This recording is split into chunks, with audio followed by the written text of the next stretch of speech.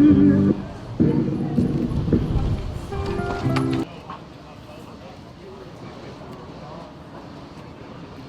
you said they're 10 times as high. Wow.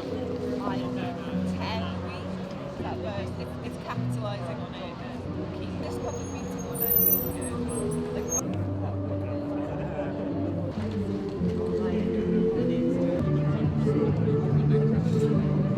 So the first question is, why do you feel it's important for people to be here today at the demo? Well, I think we have got the right in this country to raise our voices and protest or speak out when the world's practically on the precipice. And I think it's important people come here today and make their feelings known, because disappointingly, I don't think anyone in government is listening, not only in this country but across Europe or NATO or the US. And I think we, the people, we need to speak up and make ourselves heard and make that difference. Okay, thanks. I presume you're too young to have been during the Iraq demo in 2003. That's very kind of you. Well, I'm an ex-soldier. I was in the Iraq War.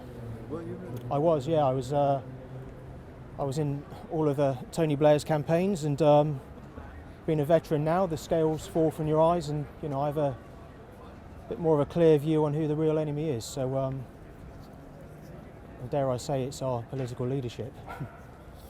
Okay. So, what do you think of the Labour Party, in effect, banning its MPs and maybe its members as well from supporting Stop the War and attending this march? Well, I think that's a disgrace. I think everybody in this country should have the right to speak out in a manner they feel is right on the issues which they feel strongly about. And this is, besides the environment catastrophe, this is humanity on the precipice, and we need to speak, and people shouldn't be gagged. And my last question is, do you have any thoughts about the future for Labour, the left, and the anti-war movement? I mean, I don't know if you consider yourself to be on the left, but what are your thoughts about the whole future direction? Well, I think we need to get more to the left, is my sort of principal feeling, and I'm not very confident that that is going to be the state of things in the future. Hopefully we have a future, a far future, and I think there's more to be done to get us away from the right. Our departure from the European Union, I think, has emboldened Putin.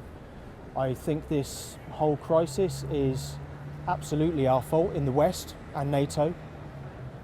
Not perhaps in absolute terms, but Putin has taken advantage of that. He's leveraged that fractured state in Europe, and it's a parlous state that we're in this country, and I just hope it improves. I hope we can pull away from the right. So were you in Iraq? How long were you in Iraq for? Just that last question. Sorry. So I did 24 years as a soldier in the Royal Army Medical Corps. Wow. I was a non-combatant. I did 3 tours of Afghanistan and 1 tour of Iraq. So did some time overseas, campaigning during the campaign era, for Imperial Britain, effectively, and clearly I have some strong views about that. Yeah. We won't go into all of them, but Right. thank you so much for your participation and your answers. It's great. Well, thanks for hearing me. Yeah.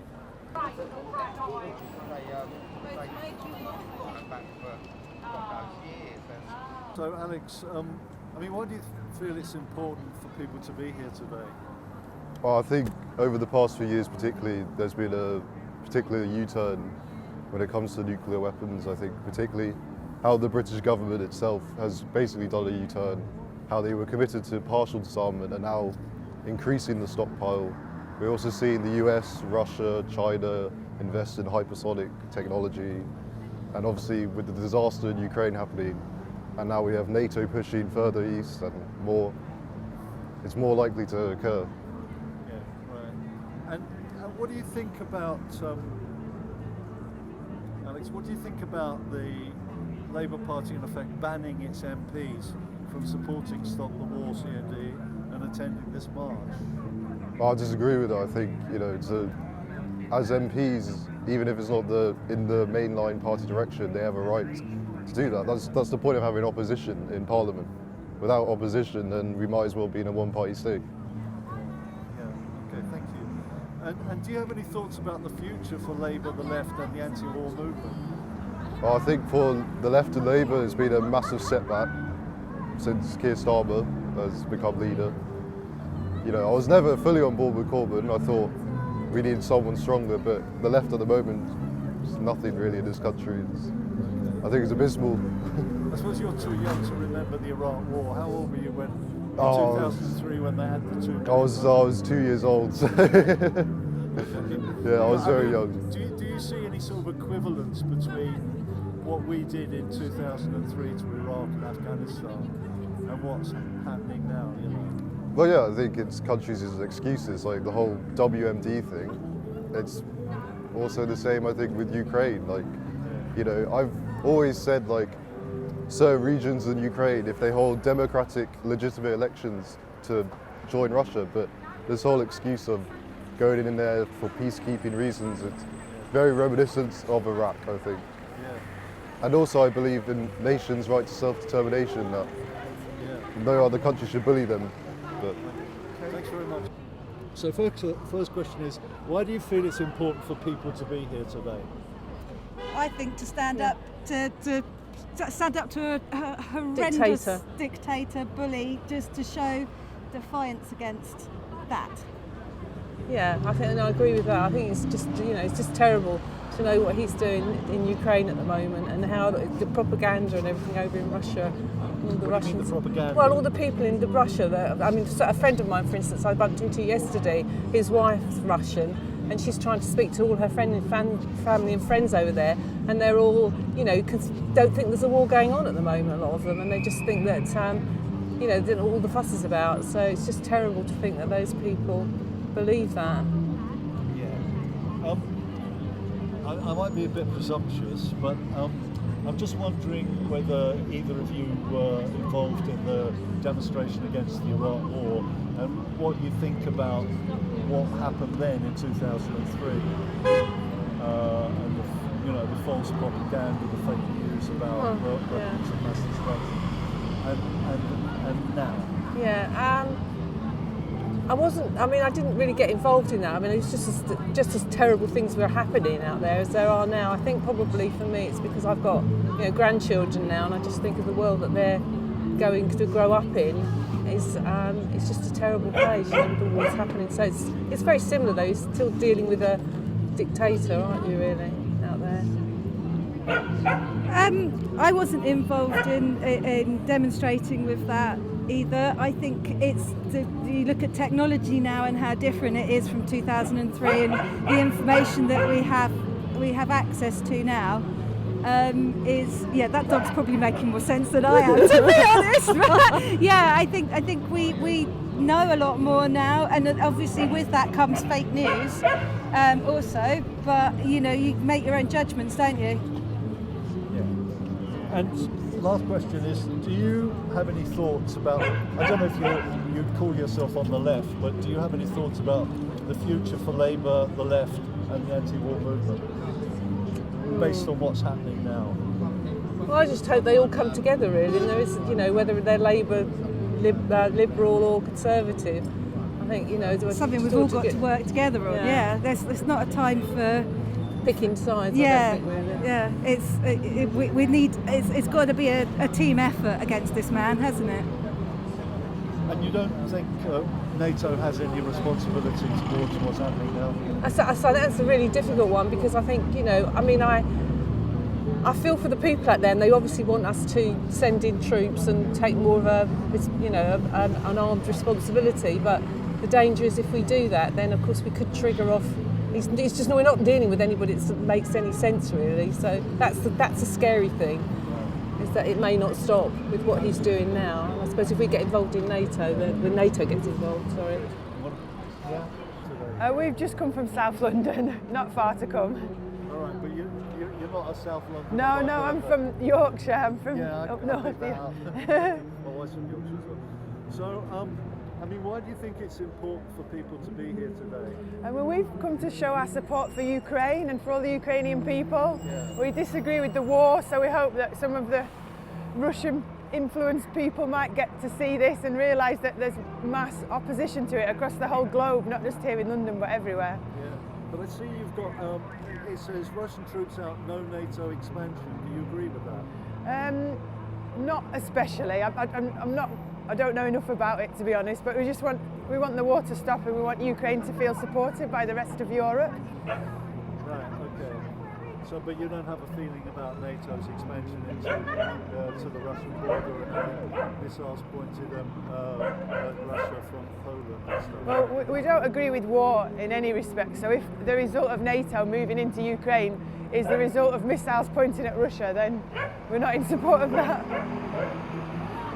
I mean, I don't know if you consider yourself to be on the left, you know, politically, but what do you think of the Labour Party in effect banning its MPs from supporting Stop the War and attending this march even?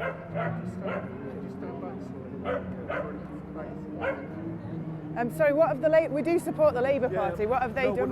What do you think of the Labour Party in effect banning its MPs from supporting Stop the War and attending this march? I don't agree with that. They should bring back Jeremy Corbyn. I don't think he'd be banning people attending protests. Yeah. So we support Labour and we vote Labour. Fortunately, we've got a very good Labour MP in South London, but I didn't know they were doing that, so I don't support that, no. Who's your Labour MP? Ellie Reeves. Okay. And do you have any thoughts about the future for Labour, the left, and the anti-war movement based on what's happening at the moment? I'm very worried about the future for Labour. I just think there's a lot of in-party fighting and they're not creating a positive or credible opposition to the Tories. And we want the Tories out. We didn't vote for the Tories. We voted for Ellie Reeves, who's awesome. So yeah, I wish the Labour Party would get themselves together. Yeah, okay. Why are you here? Because we want to support Ukraine in because they can't really do much about it. Yeah. That's good, Freddie. Yeah, well done. Okay. Do you want to say anything, Abby?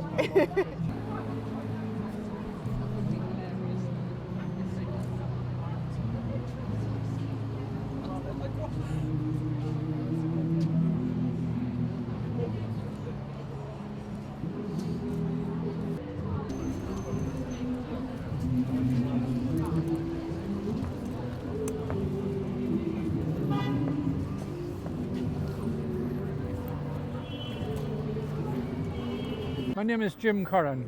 Jim. Yeah. Well, Jim, why do you feel it's important for people to be here today? Well, I feel it's important for people here today, people who oppose war or who oppose imperialism or occupation. But I think that there's far too much emphasis on Ukraine. And the major occupation issue that I see is Palestine.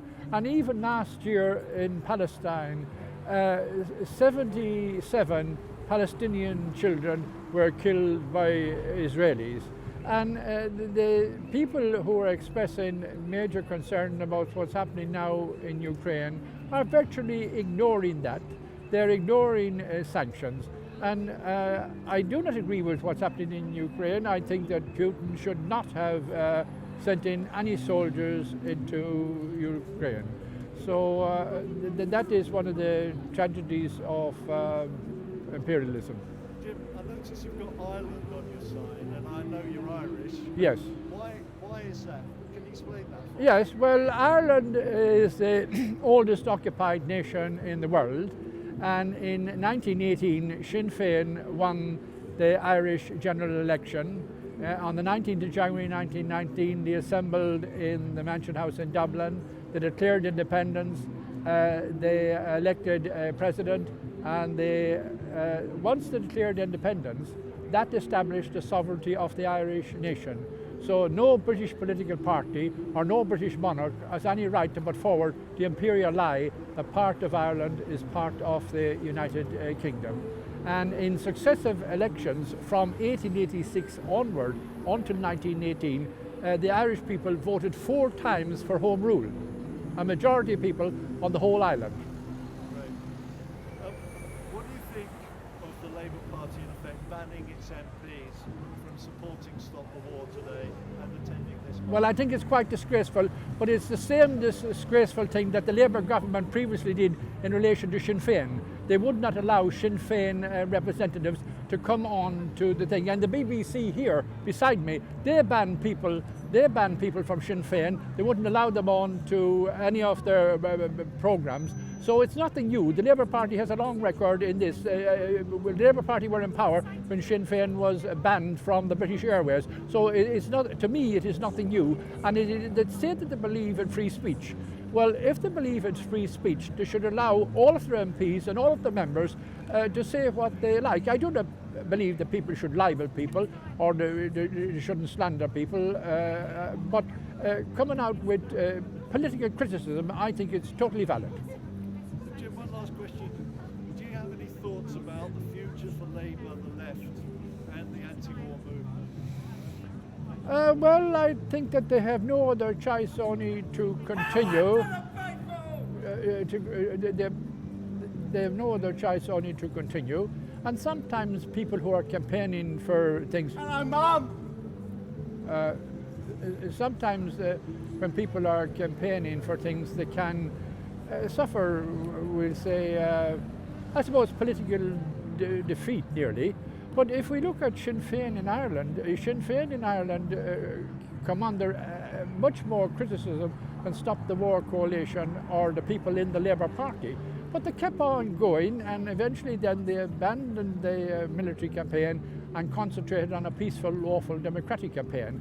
And because these groups here in England are campaigning in a peaceful, lawful, democratic way, I believe they should carry on like Sinn Féin, because Sinn Féin now is the largest party in the occupied part of Ireland and in the free part of Ireland. So my message to the British left, the Stop the War Coalition, and those people in the Labour Party who are campaigning against imperialism is to keep campaigning in a peaceful, lawful, democratic way, and damn the lot of them. So firstly, could you say who you are?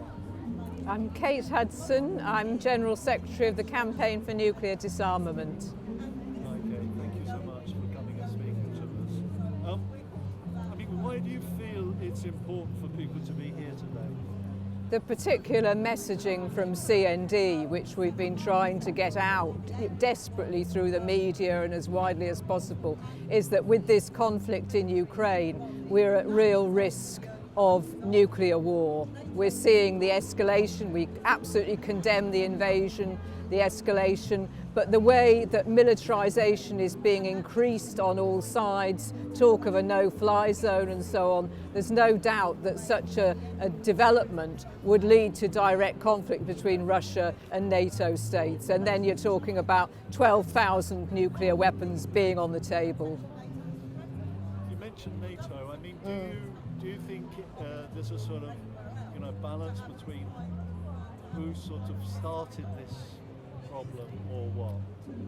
Well, the immediate situation is obviously because of the Russian invasion of Ukraine, which we absolutely condemn. If you want to look at the context of how this conflict has arisen, you have to look back 30 years at least. You have to look back to the end of the Soviet Union, the winding up of the Warsaw Pact, and NATO's decision, contrary to some of the things they said at the time actually, to expand NATO into Eastern Europe. And in fact, NATO has now gone global, and it's not even claiming to be a defensive organisation anymore. We've seen it 20 years at war in Afghanistan. So we have to include an understanding of that development, some of the former Soviet republics part of NATO. No way that excuses the war being perpetrated by Russia now, but if we need to understand the context, we have to do that in order to work out what kind of common security Europe can develop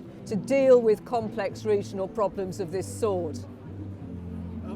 What do you think about the Labour Party in effect banning its MPs from supporting Stop the War, probably CND as well, and attending this march? What do you think about that? Yeah, I think that they were prevented from speaking out against NATO, which I think is absolutely reprehensible. NATO, Labour was part of founding NATO in the 1940s. We know that. We know that Labour has pro-NATO positions, pro-nuclear weapons positions, but throughout its life, it has had debate, and democratic discussion within the Labour Party, where good, strong democratic reasons for speaking out against these things have been part of the fabric of the Labour Party, and it seems that is no longer allowed. And to have a situation where there is a war going on, where elected representatives of the people are not allowed to say what they profoundly believe to be true, that is absolutely disgraceful. We need free speech in this country now more than ever. My last question is, do you have any thoughts about the future for Labour, the left, and the anti-war and anti-nuclear movement? The one word that's just popped into my mind is unity. We have to have unity on the basis of principles, and those principles must be of peace and justice and advancing the interests of all people. I fail to see how war, how killing can be any part of that. Who is dying in Ukraine? The ordinary people. Who are the main victims of war? The poor. We all know that. So we have to stick together, get together and understand, let's not kill other people. Let's not kill our brothers and sisters in other countries across the world. Do you feel that the debate is sort of, there's been a lot of criticism of mainstream media recently, saying that these are white people, blonde hair, blue eyes, middle class, they get Netflix on their, their television, whatever.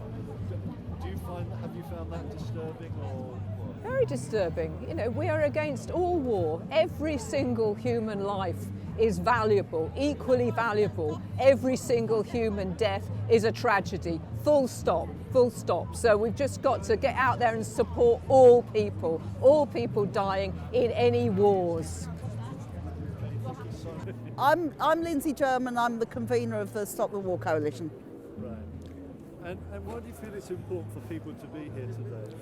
Well, I think there's a number of reasons. Firstly, obviously in solidarity with the people of Ukraine, in opposition to Putin's war, which I think is completely unjustified and he has to withdraw his troops straight away.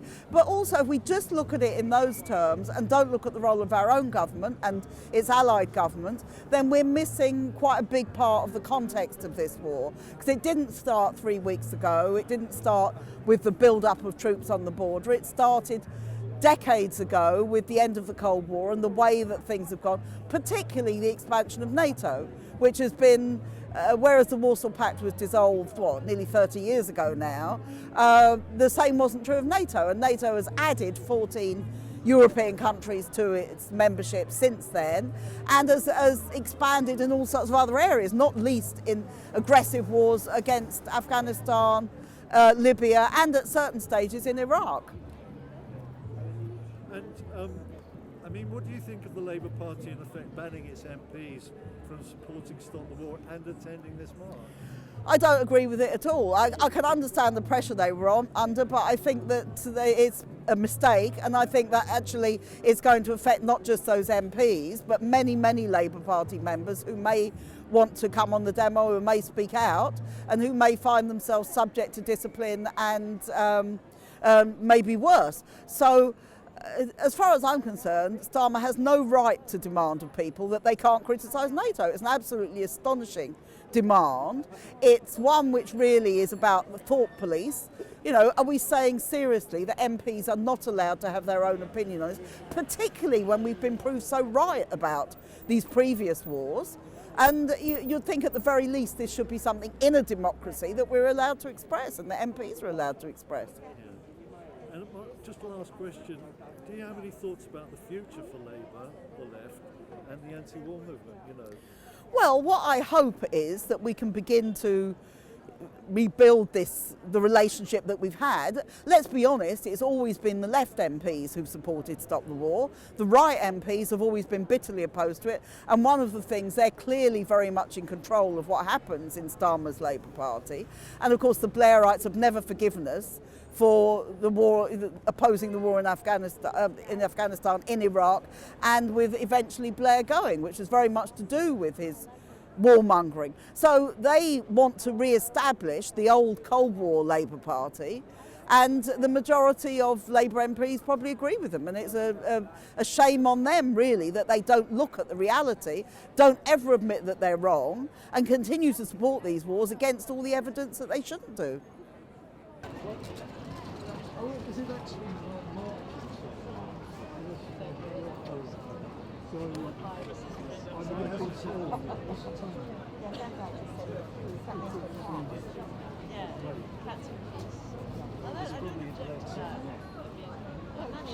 Why should you? Representative. Yeah, and what should you? If they could vote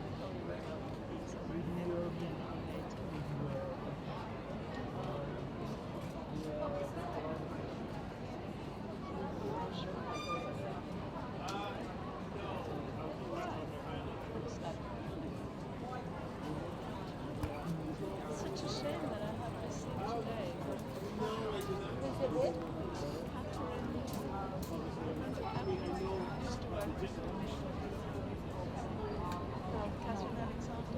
Catherine Alexander. Oh, that woman. Yeah, I wouldn't remember her name. Yeah, that's right. She's in her work. Yeah, I she's in the place where she's in Facebook. Yeah.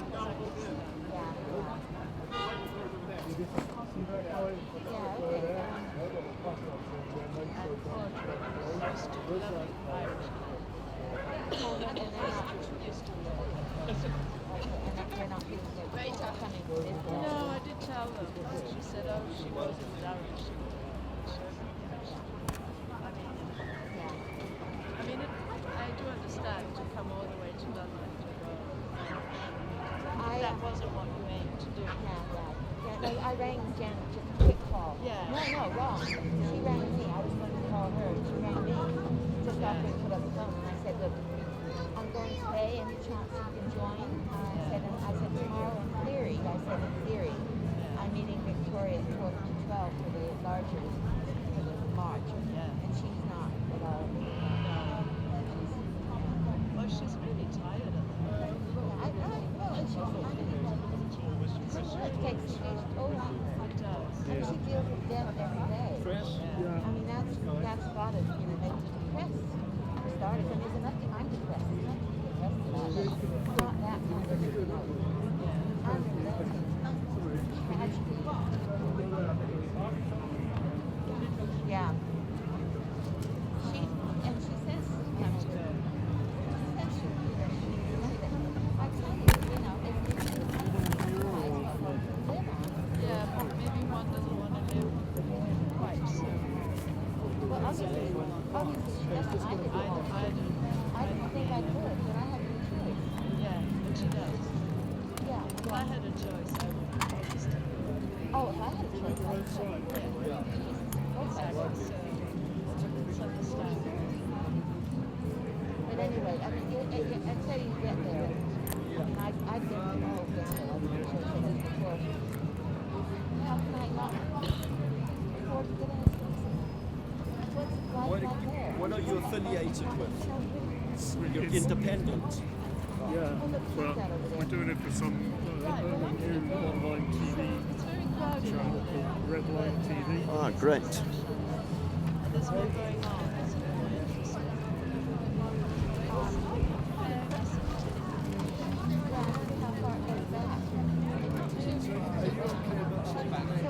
So Russell, my first question is, why do you feel it's important for people to be here today?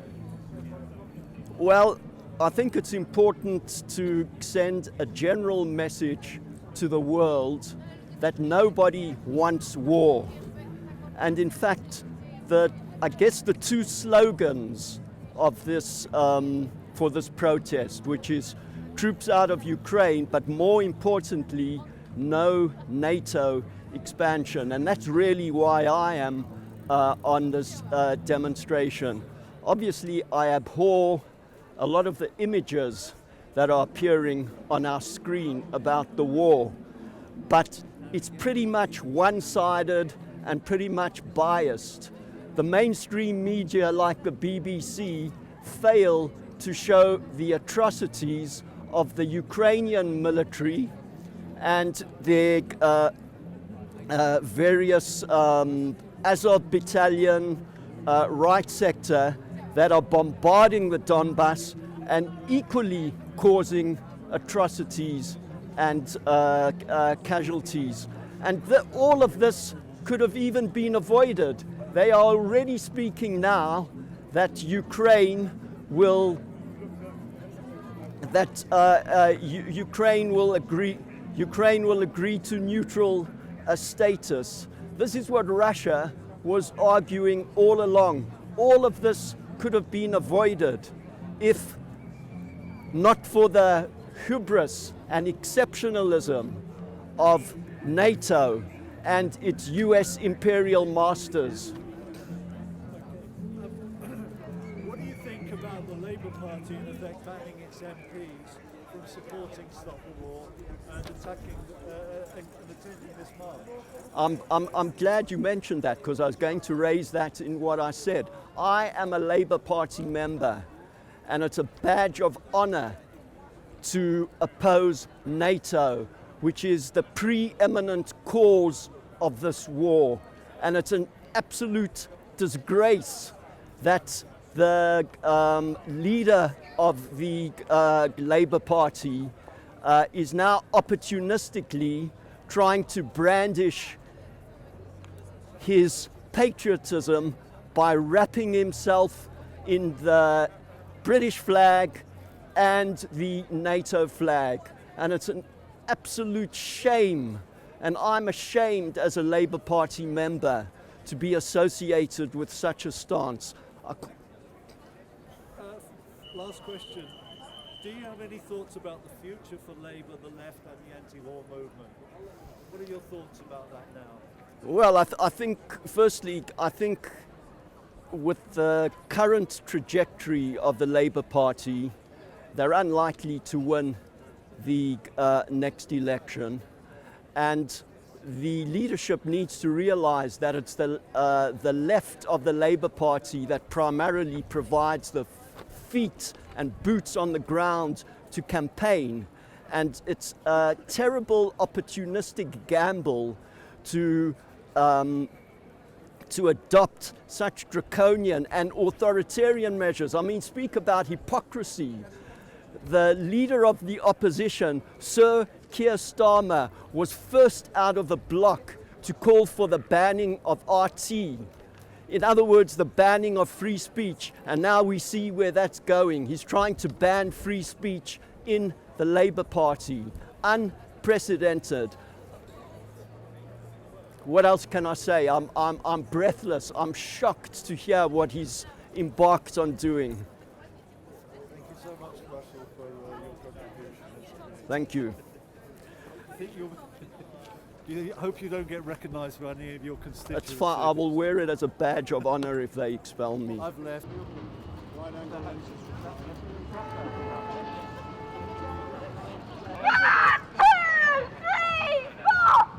don't want a nuclear war!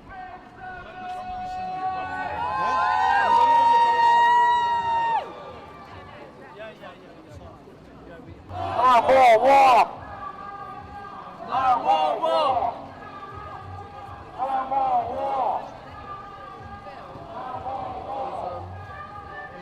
All over the country, southwest, north of England.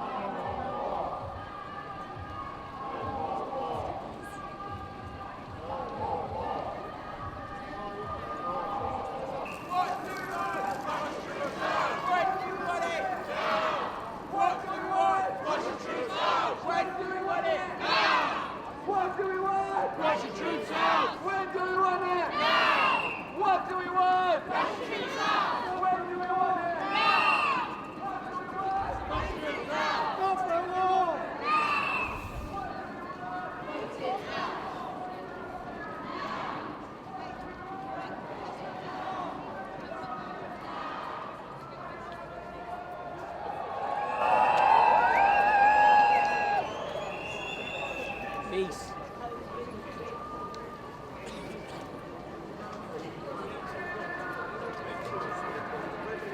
Oh, long time.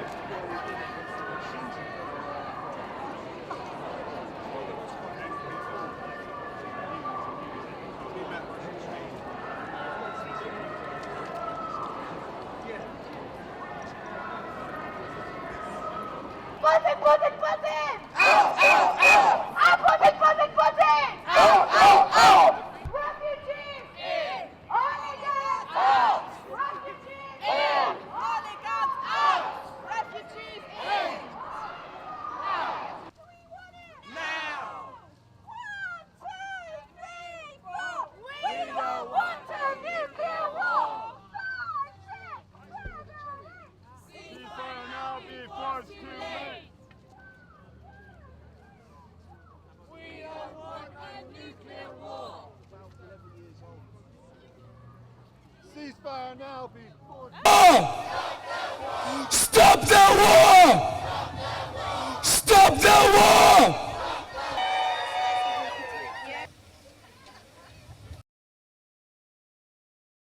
And yesterday we discussed it in our National Education Executive, and we took the position that expansion of military alliances isn't the way out of this conflict. And the involvement of NATO or UK troops would be a dangerous escalation.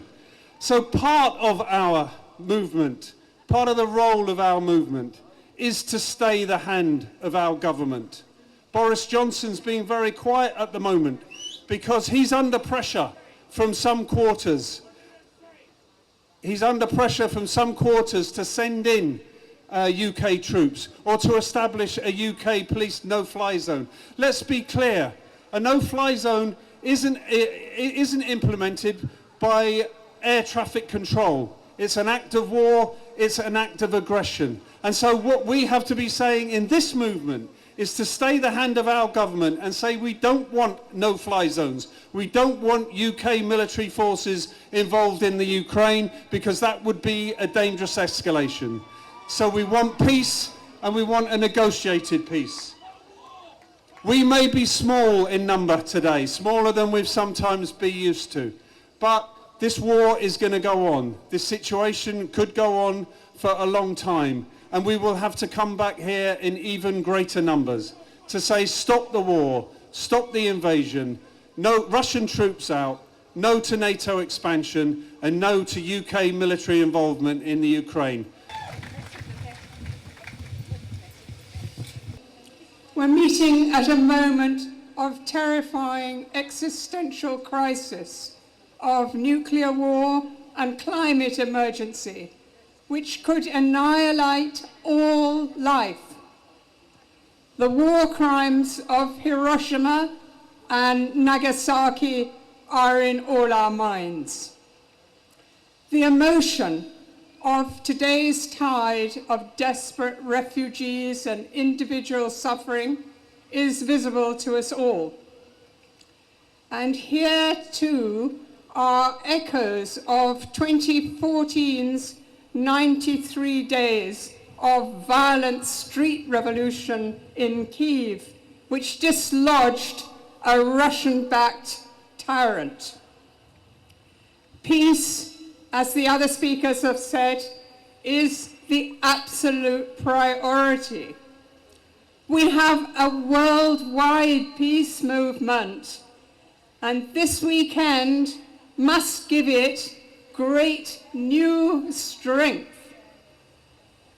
Every day of this war, with its unmistakable nuclear threat and its massive fossil fuel consumption, intensifies those twin crises. In Britain, our military spending deepens the current shameful poverty, hunger, homelessness, which scar our country. Let's be honest, a military end to this war is unthinkable. The new Russian socialist anti-war movement wrote last week, quote, "This war will turn Ukraine into rubble and Russia into a prison. We've seen the beginning of both these forecasts. The war can only end in negotiations, a ceasefire, the withdrawal of Russian troops, and a settlement very different from the Treaty of Versailles, where the humiliation of one country led to the rise of a despotic mass murderer and World War II. History and Western arrogance are deep in today's story. This war has been in the making for 20 years. Successive US presidents withdrew from nuclear treaties, ratcheted up arms spending, including NATO, nuclear, installed 750 military bases across the world, including in Eastern Europe. NATO transformed from a defensive Cold War alliance to a post-Cold War alliance drawn into US wars in Afghanistan, in Libya, and above all in Serbia. And the West, including Britain, our leaders embraced the corrupt super-rich of the new Russia. In the future, there will be a new generation of leadership committed to peace and committed to guaranteed neutrality, like Ireland, Switzerland, Austria, and Vietnam. I want to finish with Vietnam, the epitome of war crimes and suffering. That failed 20-year American war has lessons, particularly for Russia's army commanders. It cost $1,000 billion. It failed to install a pro-US government. 3 million people were killed in Vietnam. The countryside and the forests were devastated by sheets of the defoliant poison, Agent Orange. And today, deformed babies, as a result, are still being born in Vietnam's village. The Vietnamese poet and Buddhist monk Nhat Hanh wrote this in 1967, when America had 400,000 troops in his country. Fires spring up like dragon's teeth at the 10 points of the universe. A furious, acrid wind sweeps them towards us from all sides. Aloof and beautiful, the mountains and the rivers abide. All around, the horizon burns with the color of death. As for me, I'm still alive, but my body and my soul in it writhe as if they too had been set afire. My parched eyes can shed no more tears. Thank you.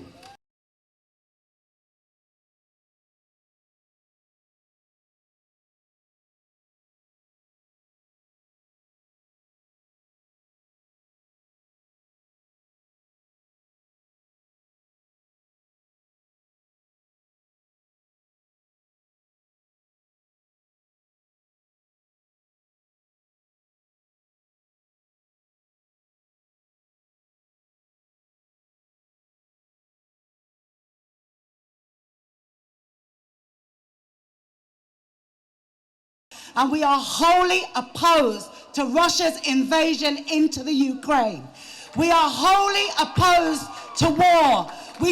Black people have been fighting for peace for over 400 years. We've been fighting for peace and for justice for over 400 years. So I'll say again, Black Lives Matter is opposed to the Russian invasion into the Ukraine.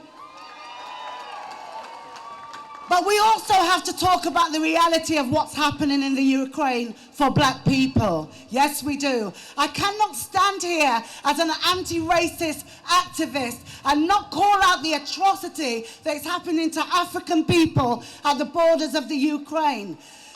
When they said that people could leave the country, I didn't know they meant just white people. When they say Europeans are free to leave the country, what they mean is white Europeans. Is that right? Is that right? Do Black Lives Matter? We have seen the footage of black people being thrown off the trains in the Ukraine. That hurts to our very core. If we are to stand united against things like war, it's all of our races together. If a Ukrainian bleeds and I bleed, it's the same blood. We need solidarity and unity. When I see black train drivers in the Ukraine being thrown out and stopped at the border and not being allowed to travel, is that right? Is that right? Should we not be standing together in solidarity and unity? Listen, anybody in the Ukraine should be allowed to leave the country. Okay, I've heard senior people, senior politicians in the Ukraine, actually a senior prosecutor, he said it's so sad. It's so sad what's happening because the war is inflicted on, people like us with blonde hair and blue eyes. So that means it's okay to be inflicted with war if you're a black person. Is that right? Listen, this is my message to all of you. Black Lives Matter. If Black Lives Matter in the UK and if Black Lives Matter in the US, then Black Lives Matter in the Ukraine. Say it with me. Whose lives matter? Whose lives matter? Whose lives matter? Let our people board the trains. Solidarity.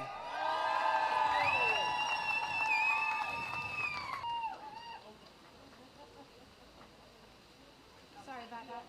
Okay. Yeah, sure. First of all, let's thank Stop the War and CND for bringing us all together here in the name of peace.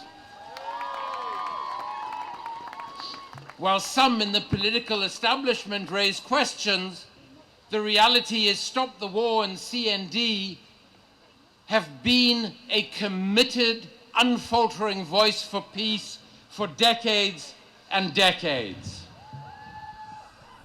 I was delighted that Bruce Kent mentioned my late friend and political mentor, Archbishop Desmond Tutu.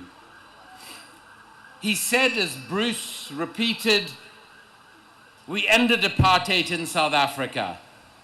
He also said, we can end apartheid in Israel. He also said, we can end all war. We have to resolve the unacceptable situation in Ukraine, the unacceptable incursion by Putin's troops through diplomacy. And that has to include a guarantee of no NATO expansion.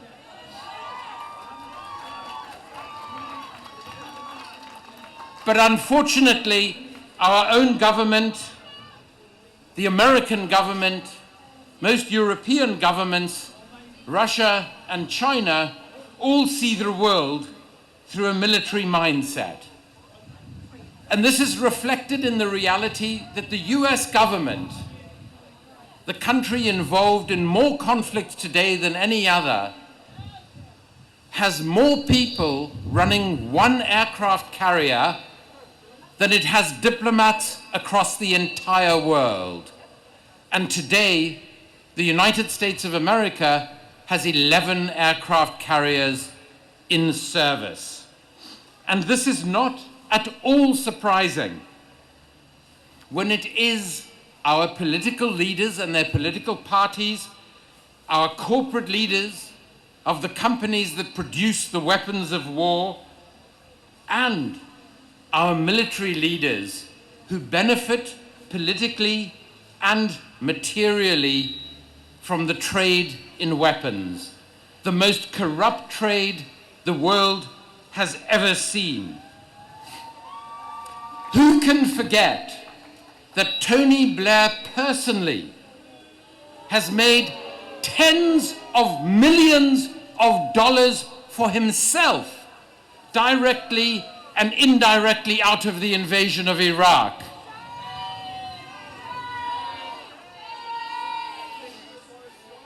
A few weeks ago, the chief executive of Raytheon celebrated the instability in Eastern Europe, saying it would benefit his company and benefit his shareholders.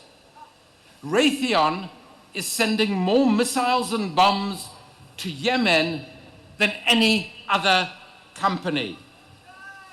Over 20,000 innocent civilians have been killed by our weapons in Yemen. As we demand an end to war in Ukraine, so we must demand an end to the wars that we are arming in Yemen and in Palestine. Thank you.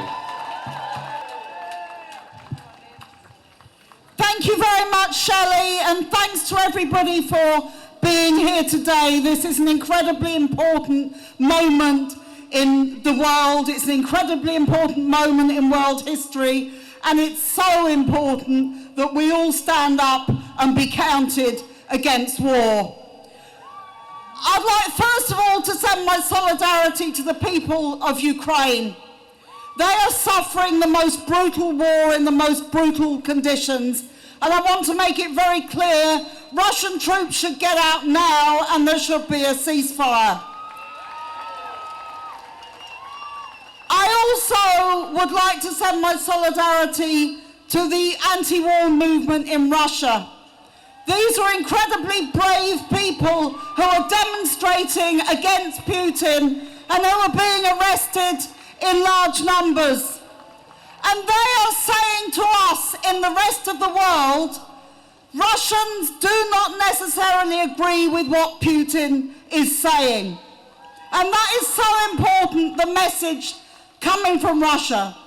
But it's also important, the message here, that we are absolutely clear, and there are 50 protests going on across Britain today alongside this win in London. There are hundreds more taking place across the world, and our immediate message is stop this war and get the Russian troops out. But we cannot just leave it there, because we know that our government, and I don't see how we can believe a single thing that Boris Johnson tells us about anything. We know that our government is looking at what is happening in Ukraine and is trying to use the suffering of people there, the terrible conditions, the way in which people are made refugees, the way in which they're cowering in bomb shelters, the way in which their cities are being shelled and are being evacuated. None of this can be justified in the slightest, but our government wants to pretend that it has never been involved in wars like this itself. And I would like to ask, where were they when Fallujah was besieged and beset with depleted uranium by the United States of America? There were no calls then to go to the International Criminal Court. I'm against cluster bombs. I'm against the kind of bombing of civilians that is going to go on in Ukraine. But I want to be absolutely clear, I'm against it wherever it happens and under whatever conditions it happens. I've been opposed to war all my life, and I remember the first war that I was opposed to was the Vietnam War. I feel the same sickness and horror today when I look at Ukraine and consider how awful it is. But this war did not start here. It started with the post-Cold War world, where we had the invasions we had the bombing of Serbia, we had the invasion of Afghanistan and Iraq, we had the bombing of Libya. All of these have helped to create the conditions, along with NATO expansion, where we find ourselves now. We have to have peace now, we have to have withdrawal now, and we have to have peace talks. And the anti-war movement is not going to take lessons from anybody in our government about how to fight for peace. Unlike them, we oppose all wars, not just the wars that are among their enemies. And therefore, we are also going to campaign against NATO enlargement and for a just peace for everybody in the world, for the people of Yemen as well as Ukraine, for the people of Palestine as well as Ukraine. These things matter and we have to bring them together. Final point I want to make is this. We have an anti-war movement in this country which is accused of being traitors, which is accused of being in support of Putin. We do not support Putin any more than we supported Saddam Hussein, any more than we've supported Milosevic or any of the others. We are here to say we are against the war, we are against what our government is doing, and we are not going to stop. Please join us next week when we'll have another day of action, and please do everything you can to build the movement and to put these ideas across, because we have to stop this war before it turns into a much, much bigger war. Thank you. Been, even before Stop the War coalition was formed in 2001, many of us as individuals or part of other collectives have never favored the wars that have been fought, including Putin's wars. We oppose the assault on Ukraine, just like many of us, not too many, I add, opposed the war that Putin waged in Chechnya. Remember Chechnya? Well, that war was supported by the British government. That war in Chechnya was supported by the United States of America. The day after the capital of Chechnya, Grozny, was razed to the ground, Tony Blair flew to Moscow to congratulate Putin on his election victory. So we haven't just learned about this particular form of expansionism by the Russian government now. We learned it before, during the Chechen crisis. So we don't need any lessons from Tory politicians or from a non-existent opposition led by Starmer, an opposition which has failed to put forward any serious views on anything. Boris Johnson may fib and lie. Starmer does nothing except back him when wars are to be fought. And I have to say this, as having been an opponent of wars for a long time, that I am really upset and angry that left-wing MPs in Parliament capitulated to Starmer and withdrew their names from the petitions denouncing war. Where will this all end? As for what is happening in the Ukraine itself, let's just discuss very briefly where it could end. It is not going to end if the war is aggravated and if people who have no idea what war means demand no-fly zones. Today there have been some form of negotiations being carried out. Now listen to this irony, that the politician who is accepted by Putin and Zelensky as an honest mediator, a democratic mediator, is the Prime Minister of Israel. What advice can he give them? Do to the Ukrainians like we do to the Palestinians? Set up a puppet government? That's the only advice this particular mediator is capable of giving them. But we have to demand further. We do not want to see, this is not just about regime change. This is actually about disappearing a country. And what we have to demand is that some remnant of an independent Ukraine persists. Biden and NATO were prepared to let Putin take the Donbass, take those states. Well, if you say that, then he'll say we have more states where there are Russian populations, where our people are being stopped from speaking Russian. And that is what he is saying. So the way to end this wretched conflict, this disaster, is a negotiated settlement, a peace settlement that attempts to preserve something. Otherwise, it's just living in cloud cuckoo land to think that we can have a nuclear war in this crisis and in this situation. And one last word about the British media. I tend not to watch it, I have to be honest with you, or read it. But I had to use the lavatory in Charing Cross Station. And I passed by the newspaper shop and just to look at the headlines of the British press today. It is warmongering on an insane level. And this warmongering, the reason for this warmongering is that in reality they can do nothing. This notion of Johnson saying 6 points, standing before a picture of Thatcher during the Falklands War, when neither the Falklands War could have been won without Americans and Pinochet, and in this war, the decisions are not made by any sort of democratic so-called NATO high command. They are made in Washington by the White House and the Pentagon.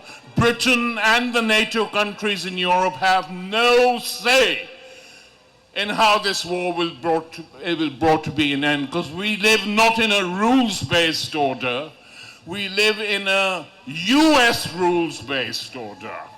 They make the rules, they call the shots, they take the decisions, and NATO is nothing less or more than a US-led military alliance designed to keep Europe under control. So we fight on. We fight on against Putin, against NATO, and solidarity not just with the Russian marchers, solidarity with the Italians in Naples and Milan who marched outside NATO bases. Stop the war must spread to the whole of Europe, not exist just in Britain.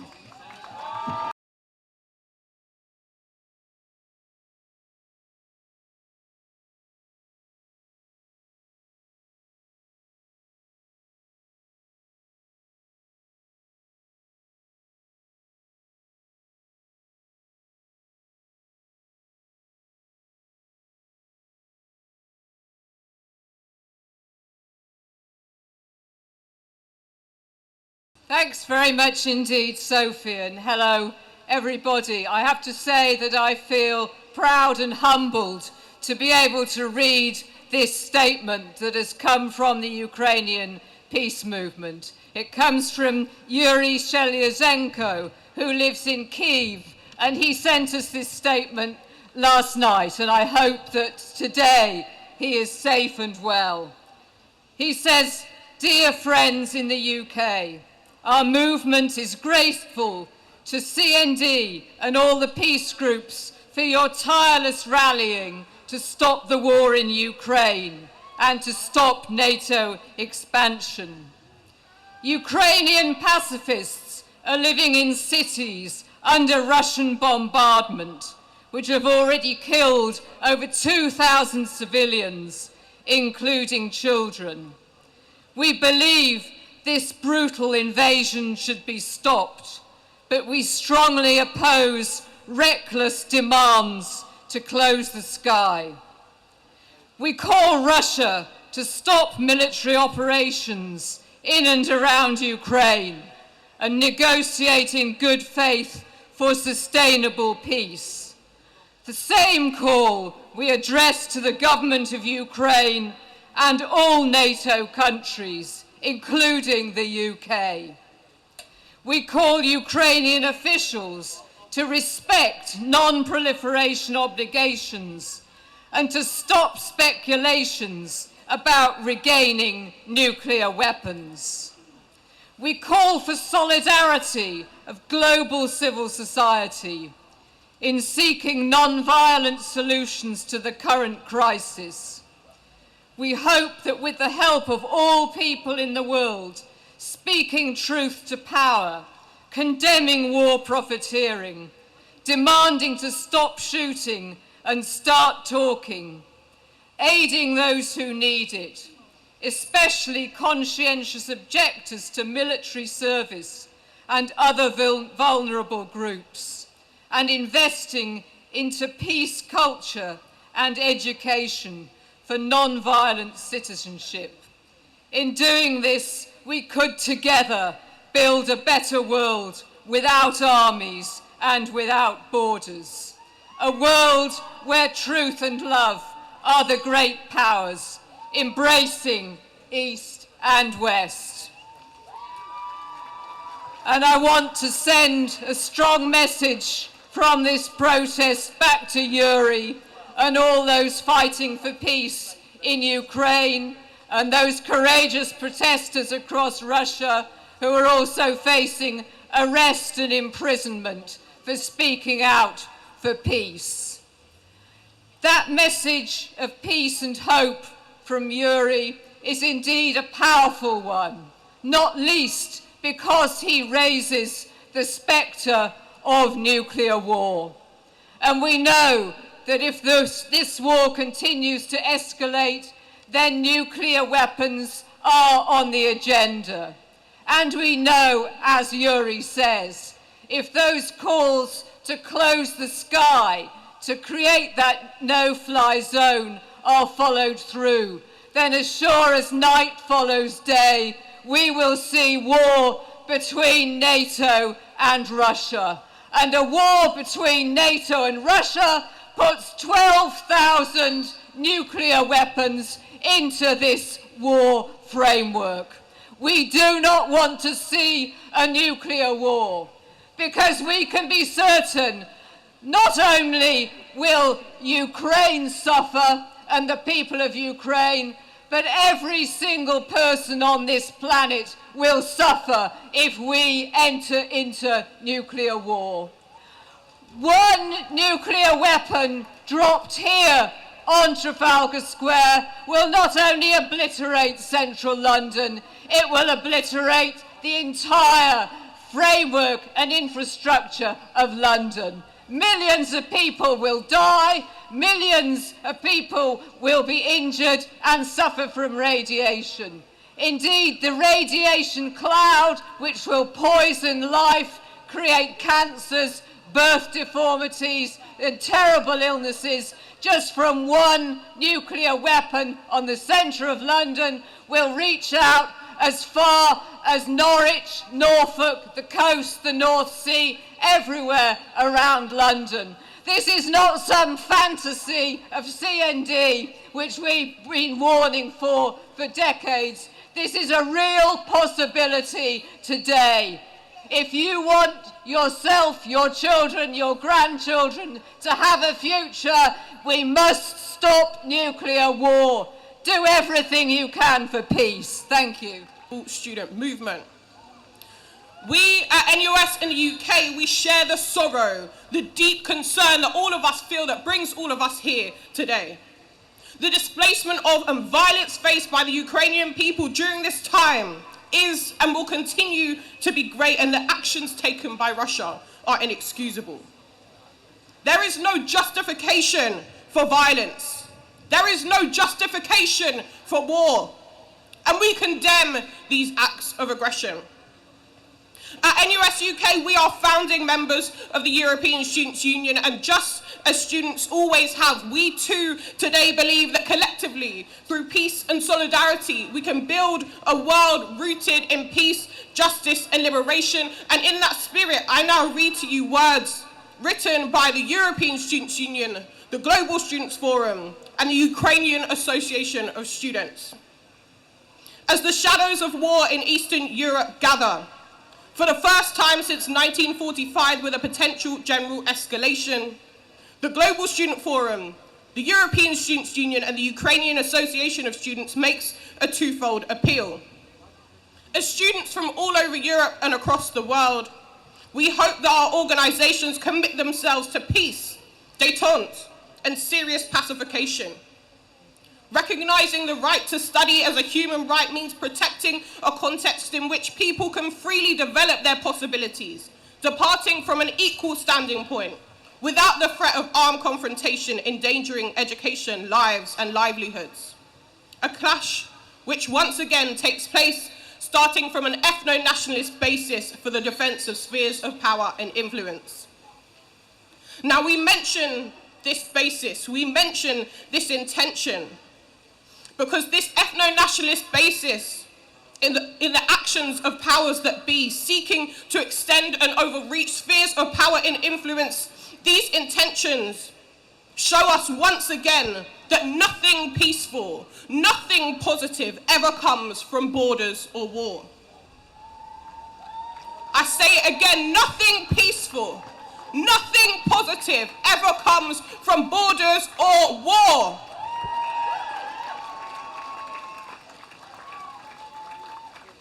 Now, there are many who seek to push the narrative that to challenge NATO is to justify the atrocities taking place, and we know that that is untrue. We know that war is not inevitable. We know that harm is not inevitable. We know that injustice is not inevitable. And we are fighting for a world where Ukrainians and all those whose lives have been tarnished by war and violence can be free. And this violence extends beyond what we're seeing day to day.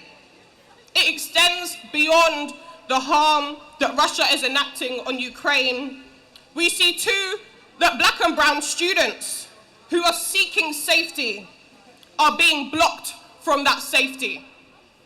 And so we must remind the world once again that Black Lives Matter.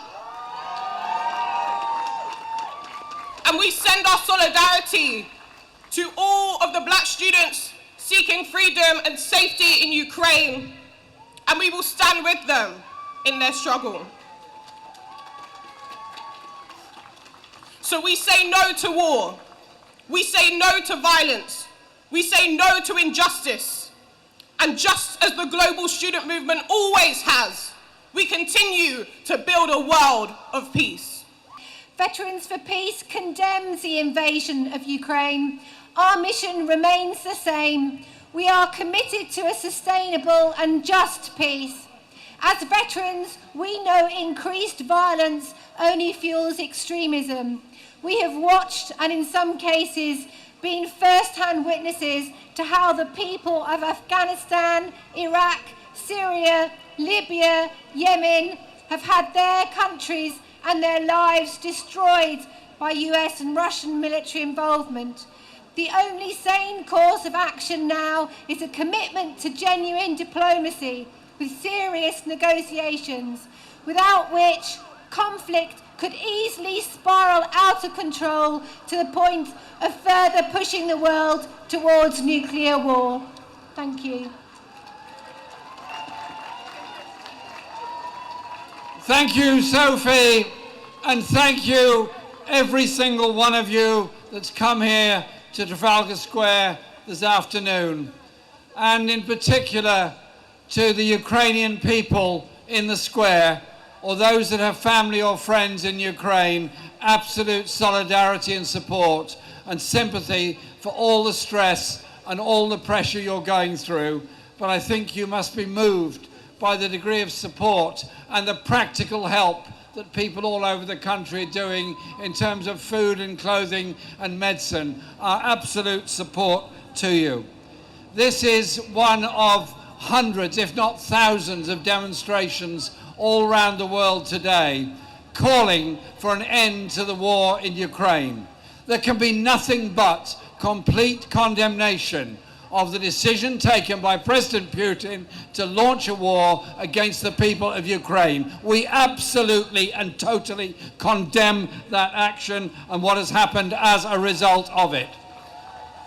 There can never be any justification for launching missiles against civilian targets, defenseless towns and cities, and the killing that is going on of Ukrainian soldiers, of Ukrainian civilians, and of course the loss of life of so many young Russian conscripts as well.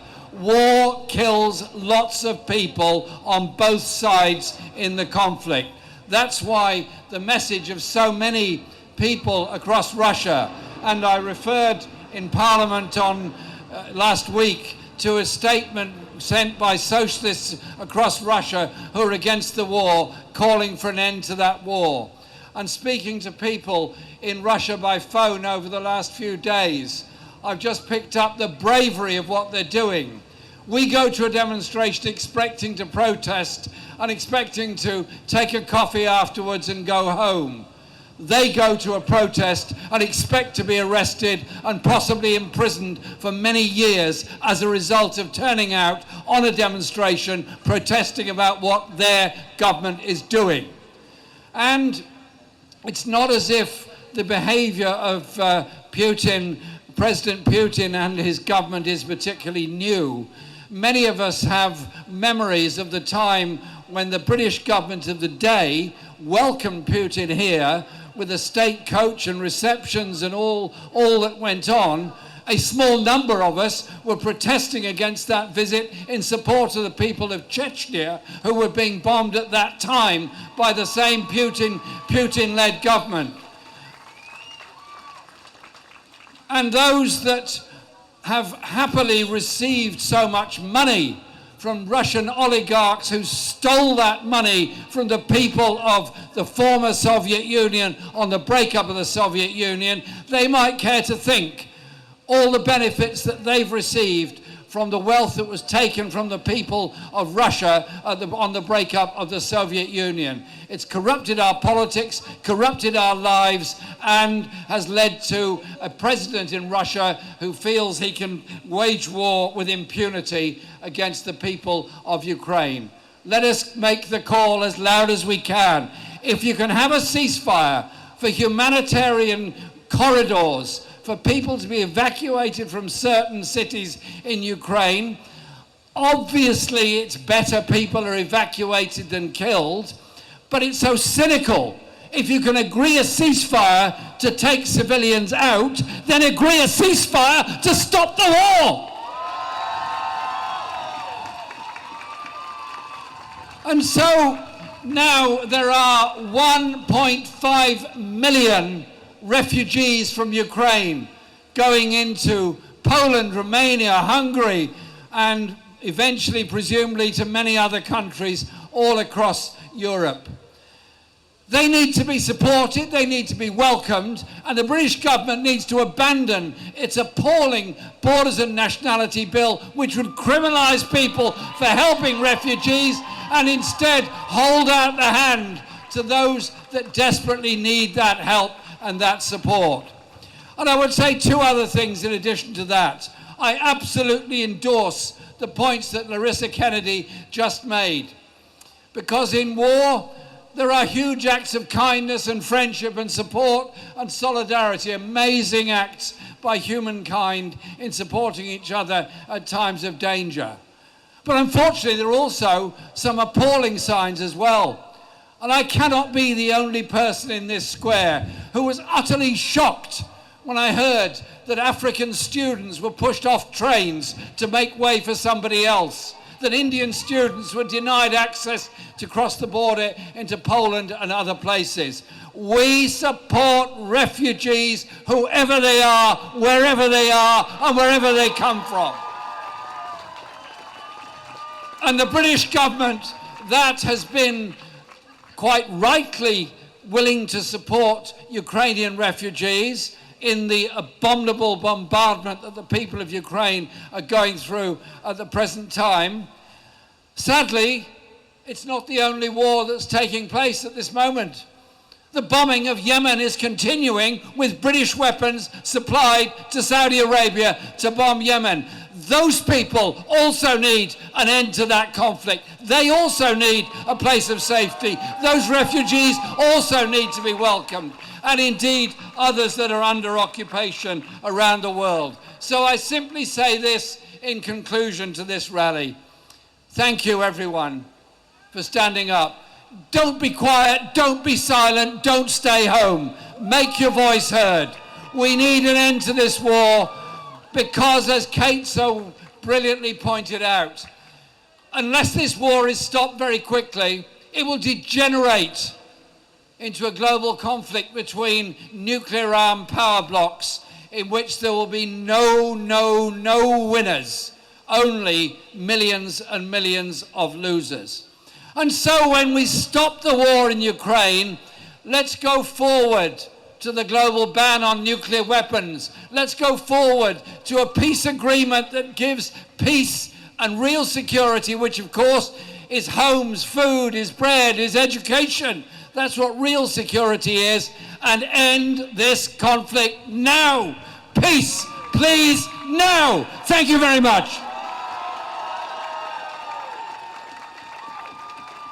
Thank you, Jeremy, and thank you everyone who's come out today to take to the streets. Don't forget that on Saturday there will be another day of action against the war in Ukraine, so watch out for what's taking place, and please get involved. As Jeremy said, don't stay silent, don't stay at home. As you do leave today, there will be people collecting. They've got buckets. If you've got loose change, please give us some, because it will help us organise future demonstrations and future actions against this horrific war. And just finally, I'd please encourage everybody to, if you're not already, please join Stop the War. Please join the campaign for nuclear disarmament. We need you more now than ever before. We will not be silenced by warmongers and racists like Boris Johnson. We will stand firm for peace, against war and against nuclear weapons. Thank you so much for coming.